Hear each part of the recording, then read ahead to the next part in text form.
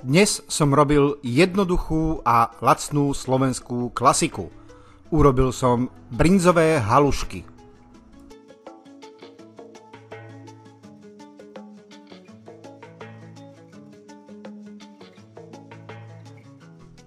Ošúpané zemiaky som nastrúhal na jemnom strúhadle.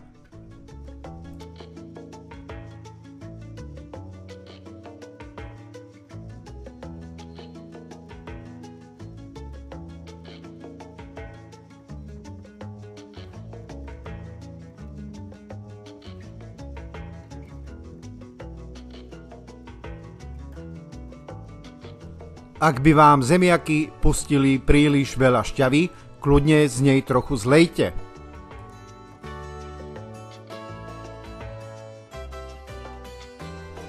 K nastrúhaným zemiakom som počas miešania postupne pridával polohrubú múku.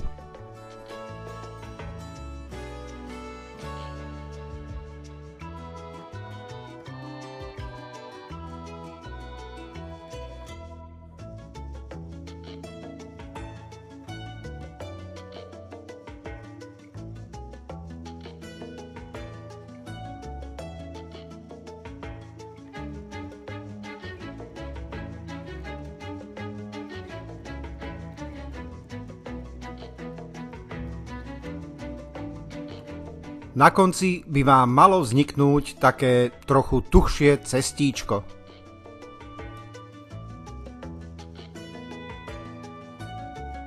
V hrnci som nechal zovrieť vodu, ktorú som trochu osolil.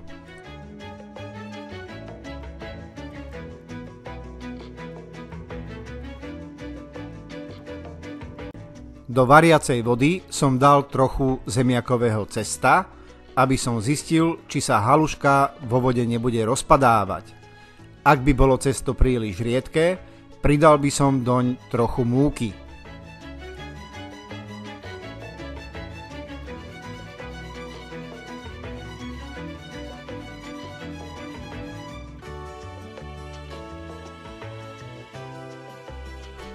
Skúšobná haluška sa nerozpadla a na dotyk aj na skus je mäkká.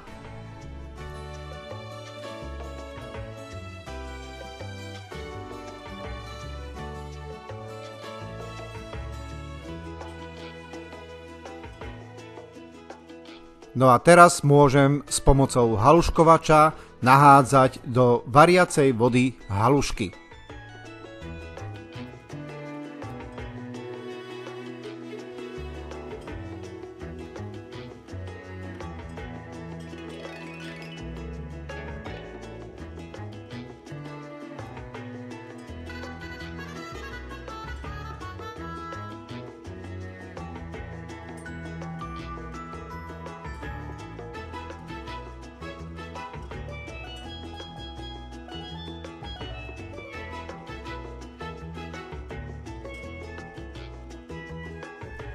Keď halušky vyplávali na hladinu, nechal som ich ešte také 2-3 minúty povariť.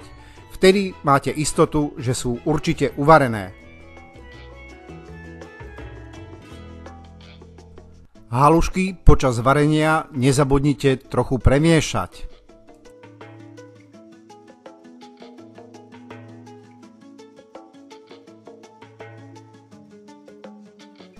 Uvarené halušky som scedil.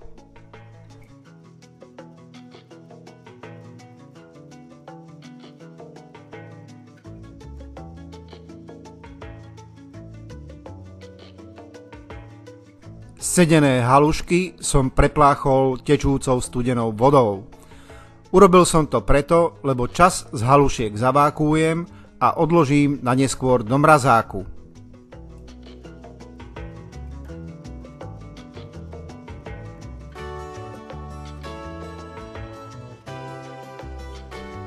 Ešte horúce brinzové halušky som polial trochou repkového oleja a premiešal som ich. Ak máte bravčovú masť, kľudne ju môžete použiť miesto oleja. Počas varenia vám z hrnca ubudne voda. Kľudne dolejte do hrnca horúcu vodu.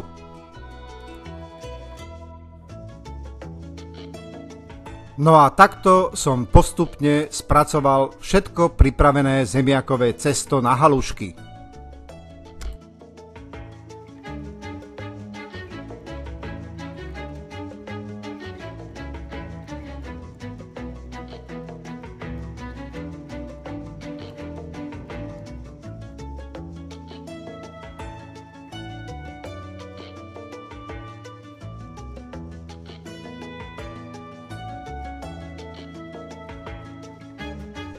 Halušky mám uvarené a teraz môžem pripraviť pár porcií na zjedenie. Domácu údenú slaninu som nakrájal na menšie kúsky.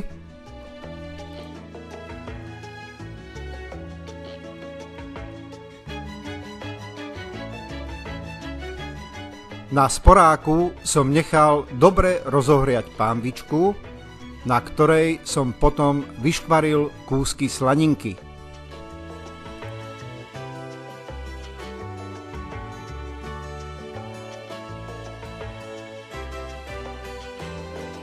Kým sa škvarila slaninka na pánvičke, v miske som zmiešal brinzu s trochou kyslej smotany.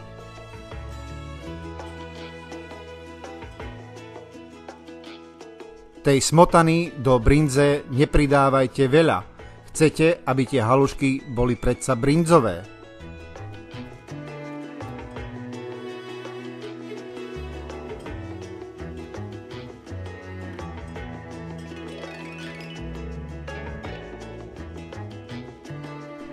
Vyškvarené kúsky slaniny som odobral z pánvice.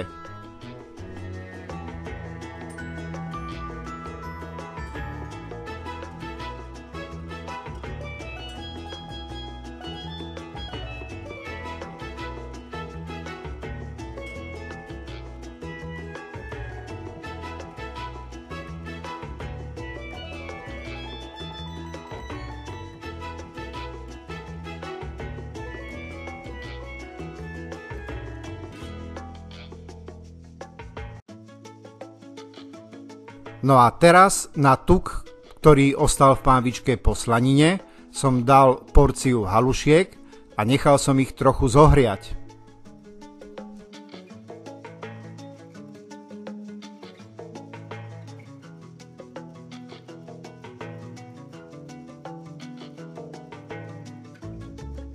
Nezabudnite halušky na pánvičke premiešavať, aby sa vám nepripálili. Všetko mám hotové, tak na tanier môžem naložiť halušky,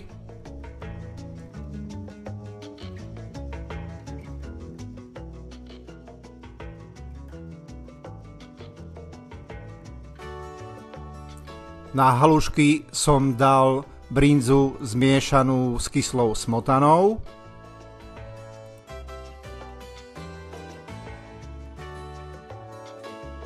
No a nakoniec som na brinzu nasypal vyškvarenú domácu údenú slaninku.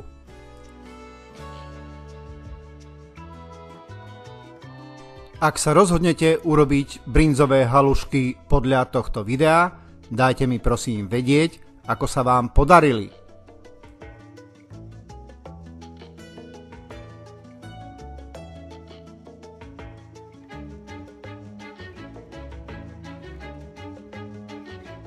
No a nakoniec vám zaželám už iba dobrú chuť.